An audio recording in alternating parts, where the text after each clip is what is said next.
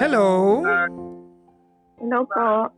Hi, good evening. Good evening po. If you're watching any of my live ngayon on TikTok or the Blue app, pakipatay po. Opo, pinatay ko na po. Okay. Hi, magandang gabi po. Magandang gabi po. What is your name? Ano po, real name? Hindi, yung gusto mo tawag ko sa'yo. Erich na lang po. Erich. Ilan taon ka na, Erich? 31 po. 31. Where are you from? Manila po. Maynila. Saan sa Maynila? Yes po. Sa Muntinlupa. Oh, hindi yan Manila. Yan ay Muntinlupa. Ano ba kayo? Hindi pa rin ba alam ang lugar natin? Ang Muntinlupa ay bahagi ng Metro Manila. Ang Maynila ay bahagi, isa sa mga lungsod sa loob ng Metro Manila. Ang tawag doon ay Maynila. Okay po, Papa Jack. Ulitin natin. Tagasan ka? Taga Muntinlupa. Yan, ha? Taga Muntinlupa. Anyways, si Erich ay 31 from Muntinlupa. Yes po. Anong pinagkakaabalahan sa buhay ni Erich? Ako po ay sa bahay, nag-aalaga ng mga anak po. Ilan anak mo? 2 po. 2. Ilan taon yung panganay? 8 po. Alagain pa yan, no? Opo. Hindi pa kaya magsaing yan, no? Yung pangalawa? Yung pangalawa po, 6. 6. So, 8 and 6 years old. Tama, no? Yes po. Okay. Sige. Kasunod, ah. Dami nagulat sa'yo, no? Buntis ka na naman! Hindi pa nakaka-birthday ng pangalawa yung panganay mo. Ganun, na? Meron ba nagsabi sa inyo noon? Wala naman po. Ako lang. No? Mapakailamero talaga ako. Sorry. Anyways, si Mister, anong ginagawa? Nasa ibang bansa po. Nasa ibang bansa. Anong bansa?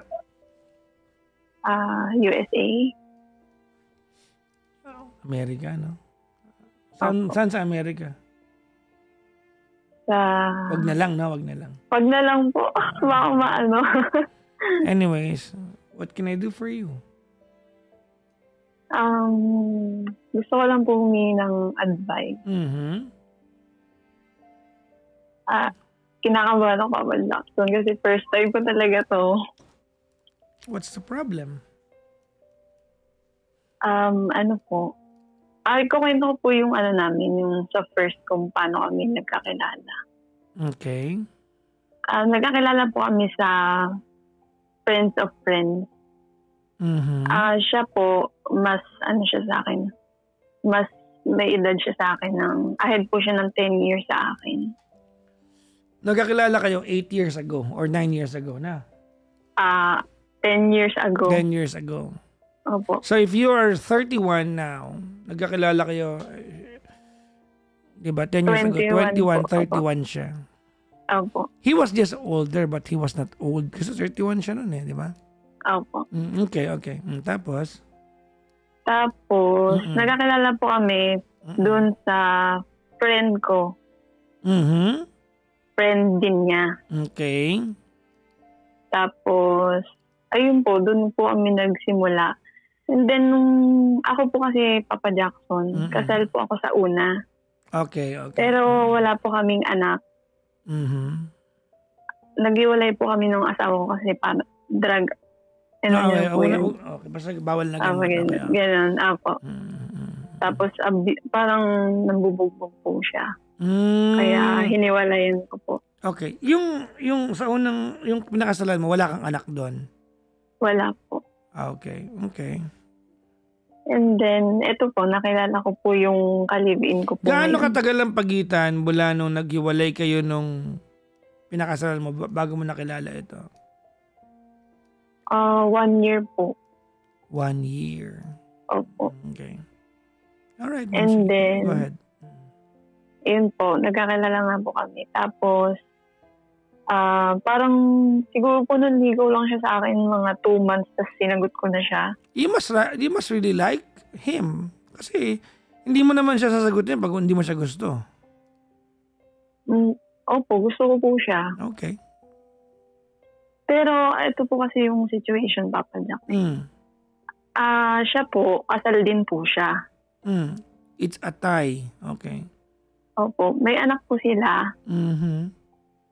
Isa. Nung sa kinasal po sila, may anak po siya doon na isa. Okay. Tapos, may anak po siya sa pagkabinata na isa din. Yun po yung pinakapanganay. Okay. And then, meron pa po siyang kinasama. Before po, anong nagkakilala po kami, 2 po yung anak nila noon. So, 3? Apo, nung nagkakilala kami. Okay. Tapos nung time na po na yun, isang anak sa pinakasalan niya, 2 yung naka-live-in niya bago kanya na-meet. Tama? Opo, tapos may isa pa po dun sa yung pinakapanganay po. Yung parang binata pa siya nung nagkaanak siya. So, 4. Opo. So, may anak na siya, isa, nagpakasal siya, nagkaanak siya, isa, naghiwalay sila, Opo. 2 anak ulit. Tama? Opo. Okay.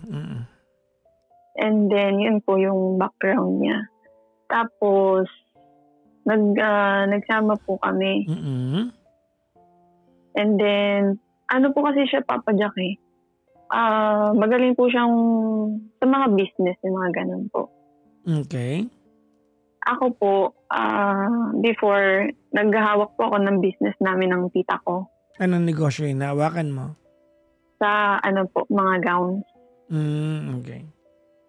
And then, tsaka po sa garment po. Ganun. Yung mga damit po na tinatahi. So, nung nagkakilala po kami, nalaman niya po na rin po ako sa business. Ginakabahan po ako, sorry po, nangihilig yung boses ko. Nalaman niya na ikaw ay, kumbaga, marunong din sa business. Apo. Oo. Okay. So, yun po. Parang naging business partner po kami. Nung time po kasi na yun, Papa Jackson, wala pa po akong ganun kalaking pera para magtayo ng business. Okay.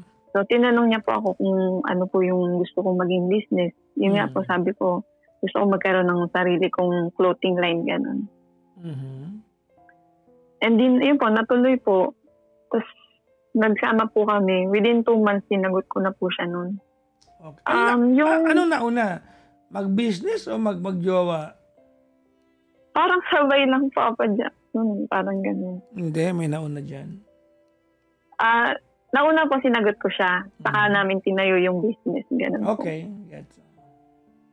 Tapos, ganito po yung situation. Nung time na po na nagka-live-in kami, umuwi po siya doon sa 2 girl. Minsan po, umuwi siya po doon sa asawa niya. Minsan, umuwi din po siya doon sa isa, yung 2 po yung anak niya. Okay. Pag sinabing umuwi, anong context nun? Sabi niya kasi sa akin, Papa Jack, parang umuwi siya dahil gusto niyang kasama yung anak niya na kailangan yung presence niya. Alam ba nung girl na yun na jowa ka na or hindi? Yung asawa niya po, parang alam naman na meron siyang ibang kinakasama. Okay. Tapos yung isa pong girl, yung 2 po yung anak niya, nalaman na ako yung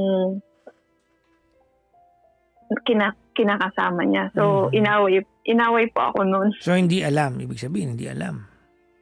Opo. Nalaman niya na po. Kasi kumbaga, hindi ka awayin no kung dineclare ka.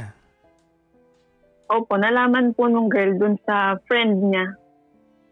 Yung same friend po namin, sinabi dun sa girl. Okay. So, ganun po. Tapos, yun nga po, parang after 2 months, nabuntis po ako. Yun nga po yung panganay namin. Yung 8 taong gulang ngayon? Opo. Okay. Tapos, yun po, nung after, Papa Jack, umuwi pa kasi siya dun sa girl na yung 2 yung anak niya. And then, nalaman ko po nung time na nagbuntis po ako dun sa panganay namin. Nabuntis din po ulit yung girl, yung dalawa yung anak niya. So, sabay po kami. Sabi niya po, hindi daw kanya yun eh. Pinalagpas ko po. And then, sorry po. Okay lang. Nung 2019 po, nabuntis po ulit ako doon sa bunso namin. Yung 6 years old ngayon? Yes po. Okay. Tapos nalaman ko po na buntis din ulit yung girl. Di bali, 4 na anak niya doon? Yes po. So yung nagbuntis yung girl na dinay niyang kanya, turned out kanya? Parang gano'n na po ngayon. Okay. So, kailan nagbuntis ng pangalawa? Sabay lang po. Sabay lang din po ulit kami. So, 6 years old ulit, no? Opo. Anong paliwanag niya parang, sa'yo? Wala po eh. No, of course. He has to explain himself to you. Yung sorry lang po siya. Tapos dinay niya na hindi ka. Di ibig sabihin, all the while na kayo, sila pa rin noon. Ginawa kanyang kabit-kabit. Tama? Ganun na nga po. That was 6 years ago. O, ba't kayo pa rin ba hanggang ngayon? Opo. Siya pa rin po yung kasama ko. Sila pa rin ng girl? Parang sabi po kasi niya, may boyfriend na daw po yun. So hindi pa rin sure? I mean, if this happened 6 years ago and you'd forgiven him, hindi na para questionin kita. Kasi nalampasan niyo yun eh. But this is 6 years later. Tinatanong kita ngayon kung sila pa rin, hindi mo pa rin masagot? Para na lang daw po sa bata. Kaya sila nag-uusap. I mean, alam ba nung girl na kayo? Alam po nung girl na magkasama kami. Pero yun nga po, nangingi siya ng sustento. Normal yun. Okay naman po talaga, normal po talaga. Pero minsan po, nagkikita pa rin sila. Pero yun nga po, parang wala na rin nga po talaga. Parang sa bata na lang din. Okay. And then, yun po, nung bago naman po ako mga anak, parang 8 months pa lang po yung tiyan ko. Nauli ko po siya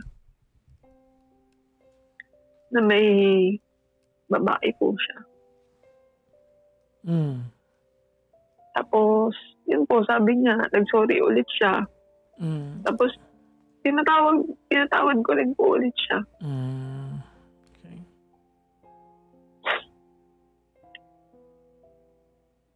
Tapos ano po kasi siya papadyak.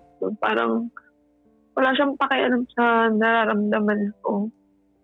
Buti parang wala siyang emotional intelligence. Ano na? Parang wala po siyang emotional intelligence. Hindi, ano ka ba? Hindi wala siyang emotional intelligence. Manyak lang talaga siya. Tanga ka lang talaga. Ano pinagsasabi mo dyan? Ayun nga. Balak mo pang gawin mo academic in dating. Wala po siyang emotional intelligence. Manloloko lang talaga siya. Ang dami kong kilalang wala namang EQ. Hindi lang marunong maglambing pag nagdinatapo yung jowa. Hindi man nagkakaanak sa iba. Pinapaganda mo to. Pinagloloko ka eh.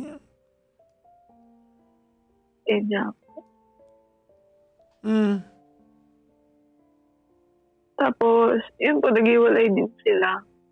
Tapos marami pang girl na dumating.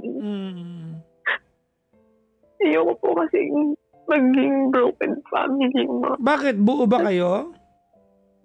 Magkasama po kami. Buo yan, ganyan, buo. I mean, sa akin po siya umuwi. Okay lang sa iyo, inuuwihan ka lang. Parang okay naman po kami. Okay. Okay lang sa iyo yung ganyan. Kasi kung okay sa iyo, ba't ka na pakikialaman? Kung gusto mo pala para landlady ka lang, di ba hala ka? Wala ko papayo sa'yo kasi okay lang pala eh. Ano gagawin natin?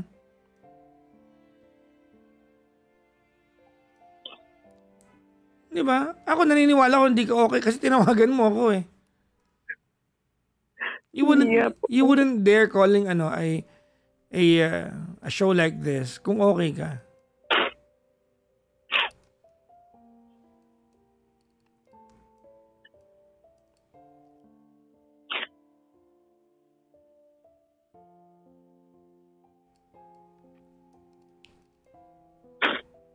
Sorry. Ha? Sorry. Ba't nag-sorry ka? Ano ka ba? Kakotong kawawa sa kwento. Ba't nag-sorry ka?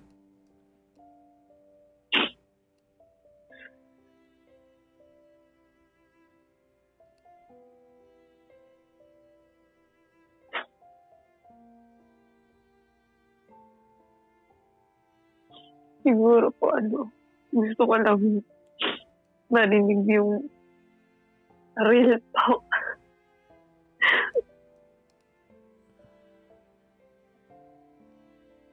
What do you wanna ask me? Ano po ba sa tingin yung kasi lately po, nung December, last year, meron po siyang girl ulit. Nalaman ko na magka-relationship na sila. Parang 1 year na mahigit. And yung girl po, hindi ko po alam na ini-stalk niya na po pala yung FB ko. Nakilala niya na ako. Tapos nung kinonfront ko po siya, ayun po, sabi niya, ready daw po yung kalibig ko na samahan siya na mag-live-in sila. Okay. Inaaya daw po siya ng gano'n. Tapos nung kinonfront ako naman po yung palive-in ko, sabi ko, pinapili ko po siya kung sino yung pipiliin niya. Kung kami ba or yung babae. Sabi niya, kami daw. And then nung nagtagumpay ka naman pala. Pinili ka. Nakaalis po siya, Papa Jack. Nag-US na po siya. Nalaman ko, na-open po yung FB niya. Na magkausap na ulit sila. Tapos nag-invest pa siya doon sa babae. Magkano? 100,000 po yan. Yun lang, no? And until now po, hindi ko alam kung sinasabi niya lang na wala na silang communication.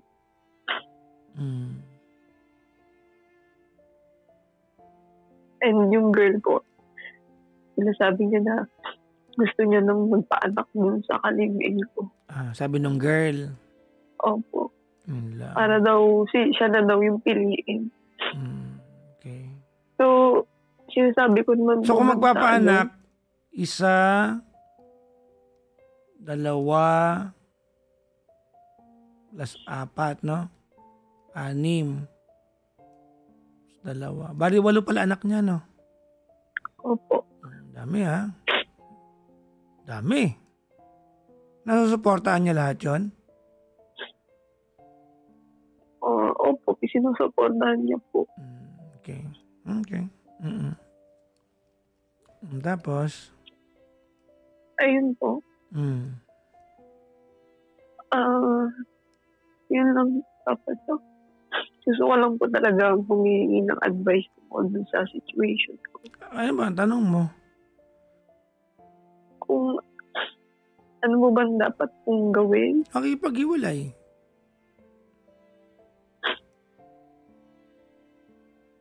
Kasi naalala ko po yung mga anak ko. Bakit? Magiging lampshade ba sila pag hiwalay kayo? Ba't mo sila naalala? Wala po kasi akong work kay Papa Jack. Well, syempre, of course, you're going to demand, di ba? I-safety mo yung part na yan. But you have to stop being a partner to him. And, at saka, ang ano po kasi is, yung babae ngayon. Wait lang. Is this the kind of conversation you want? that in the context of this conversation, para bagang nakikipag-compete ka sa panibagong babae. Hindi ka ba nachichipan sa sarili mo? Hindi naman po ako nakikipag-compete. Nakikipag-compete ka ngayon. I-discuss mo nga, pinigilan lang kita eh. You're comparing yourself to that girl. Ay kung okay ka dyan, kasi kanina sabi mo sa akin, okay ka naman. Biniro pa nga kita. Wait lang, biniro pa nga kita eh. Sabi ko sa'yo, ay kung okay sa'yo na magmukha ka ng landlady, di okay lang. Yung sabi niya na, para po kasi sa situation ko, parang umamal siya na bakit wala daw ako pinagkakakitaan. Alam mo, pwede niyong pag-awayan yan. Di ba? Yung wala kang pinagkakakitaan. Pwede naman talagang pag-awayan yan eh. Nakaka-insulto kasi nag-aalaga kang 2 bata. Di ba? Wala kang pagkukunan, wala kang puunan. Pero pwede niyong pag-awayan yan. He may be wrong, he may be right, you may be offended or what not. Okay lang yon. Pero hindi niya nausapin ngayon. Ang usapin ngayon, niloloko ka niya. Yung andito nga siya eh, nababae siya eh. Andun pa kaya sa Amerika? This guy is a stupid guy. You tell him I said so. Sabihin mo sa kanya pinapasabi ko. Manyak siya. Manyak. Tas ikaw tanga. Oh, baka bagay kayo. Look, ano ba katotohanan ng buhay, Rich? Hindi mo naman ako kailangan para tanungin ito sa akin. You don't need me. Wala kang kailangan sa akin para alamin yung sagot dito. But if you're here to confirm something that's really obvious, then here I am. I'm telling you now.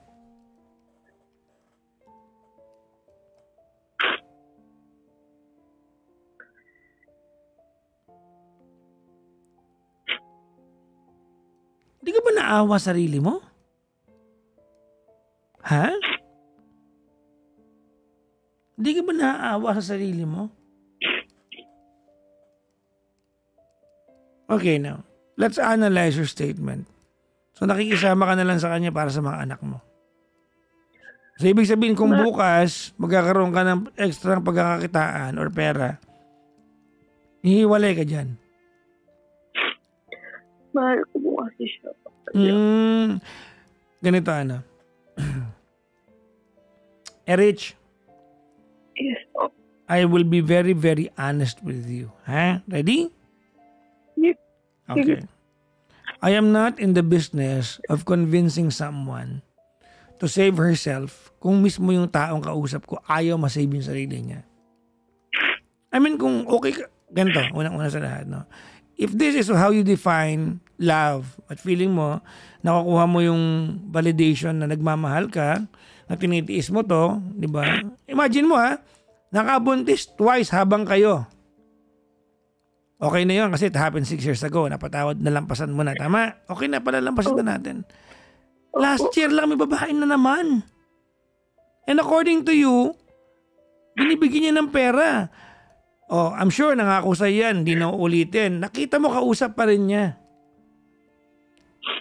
Kwento mo to. Inuulit ko lang sa'yo Kausap pa rin niya. Nalaman mo nga nabalak na magpabuntis ng girl para tuluyan niya maagaw Hayaan mo agawin niya. Para iba naman sa makit ulo.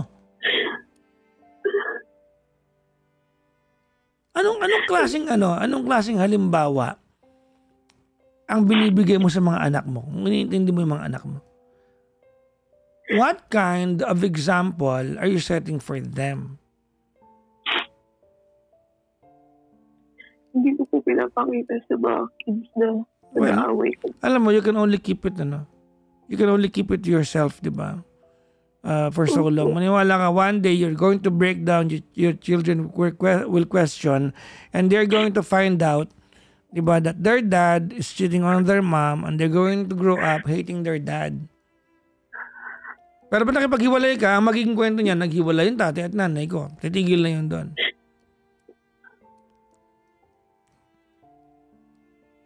I don't believe for 1 second that you don't know exactly what you need to do. Of course you know. Tama ka, mali ako. Siguro, kailangan ko lang parinig. Hindi. Maliban dyan, ate, let us try to correct the mindset. Kayo na ba sinasabi sa akin na okay lang po sa akin eh. You have been together for 10 years, tama? Opo. Do you even know how it feels to have peace of mind? Or do you even know how to feel, di ba, an exclusive kind of relationship? Kailan mo huling naramdaman yan? Alam mo kung ano nakakatakot dito, Erich? Alam mo kung ano? You are used to it. Tama ka mali. Sanay ka na. Diba? Alam mo yung mga sinasabi mo na okay lang po sa akin naman umuwi. Yung mga yan, hindi mo na yan iniisip pa. Yan na yung dialogue mo sa sarili mo, kaya madali nang sabihin. Kaya inuulit ko sa'yo okay ba talaga sa'yo? Kasi, for the longest time, that's what you've been telling yourself, kaya madaling sabihin. I don't believe na okay sa'yo. It just so happened that for so long now, you got comfortable making yourself believe na okay ka lang talaga.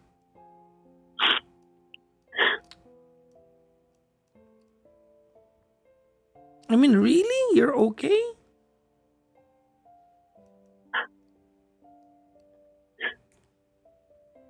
Ano mag-gaslight nung hayop na yan, no? Sasabihin niya sa'yo, wala ka pinagkakakitaan. So, magiging tama na ng babae siya?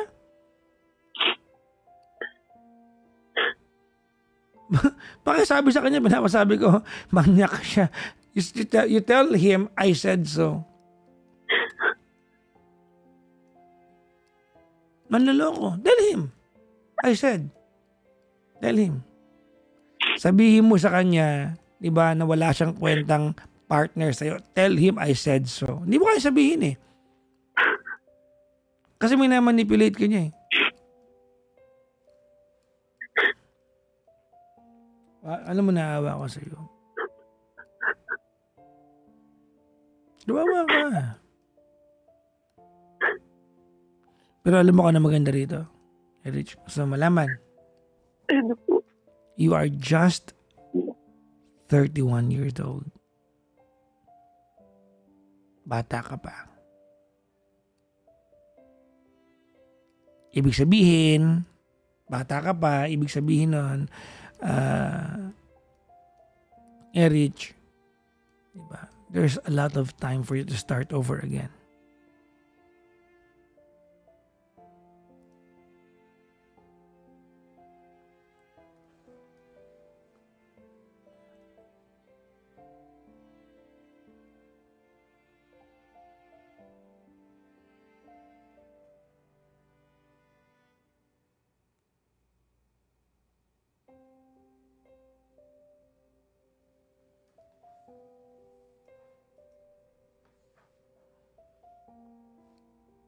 May making sense?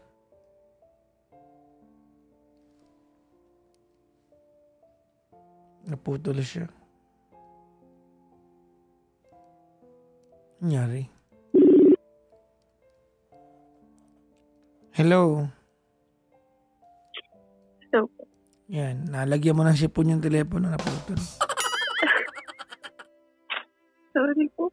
Ulitin ko ha, yung huling yata nasabi ko sa'yo, di ba? Alam mo kung ano maganda dito sa kwento na to? Is that you are just 31 years old. Bata ka pa. There's plenty of time to start over again.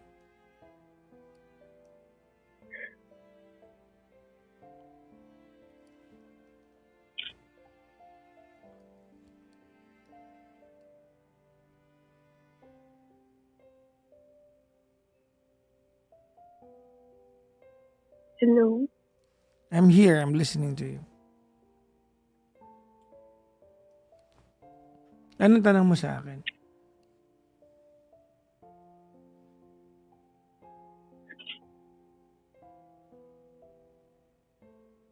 Hindi ko na po alam po. Anong gagawin? Ha? Hindi ko na po alam po anong gagawin. Hindi mo na alam kung anong? gagawin ko po? Nakikipaghiwalay. Okay. Tell me what is more sensible, di ba, other than pakikipaghiwalay. If there's anything more than that that's more sensible, let's talk about it.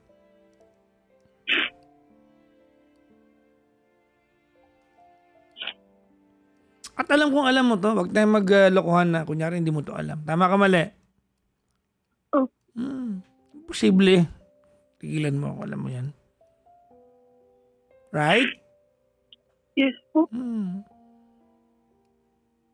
I don't believe for 1 second na hindi mo alam yan. That's what you need to do. Alam mo yan.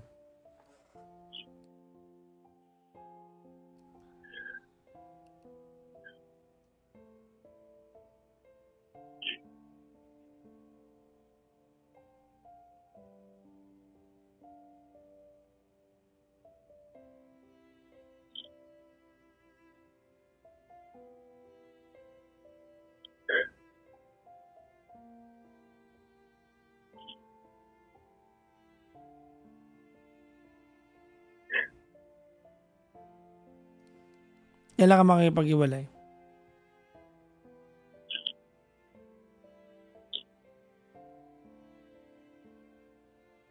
Actually, nakipag-iwalay nga po ako. Haba-habang usapan natin kung saan ka lang. Ano ba? Kanina kasi. Okay. Nagkausap ulit kami. Ano trigger ng usapan? Ano po? Ano trigger ng usapan? Ba't kayo nag-iwalay kanina? About din po sa babae.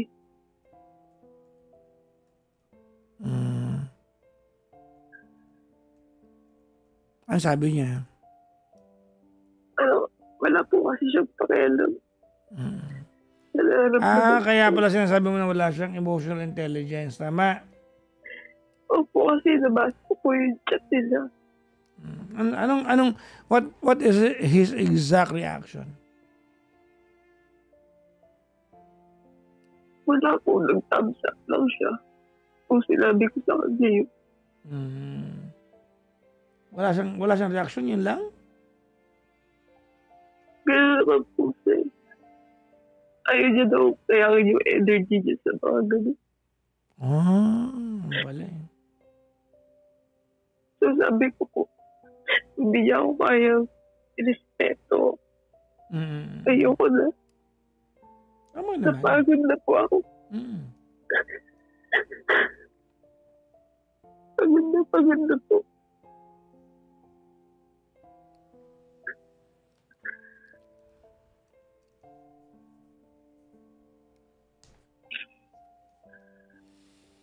Pinabit ko na po siya pinatawad.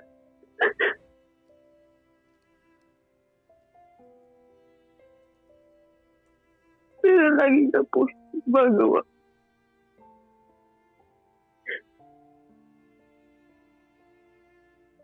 Never naman po ako ng lalaki. Wala po. Wala po akong naging katulad ng kanya na ang dami niya naging babae.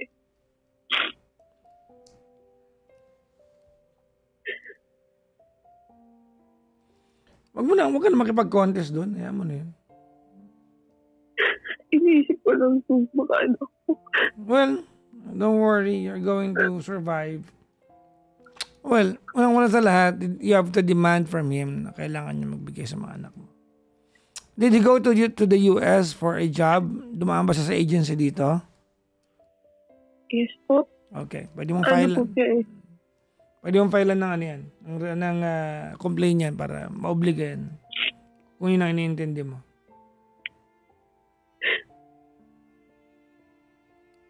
Okay? Yes po.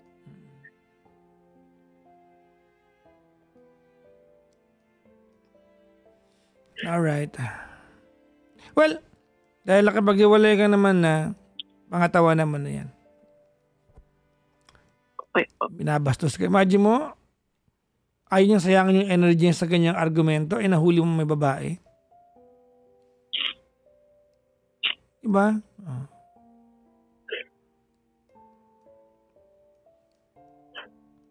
Well, I wish you a better love story very soon.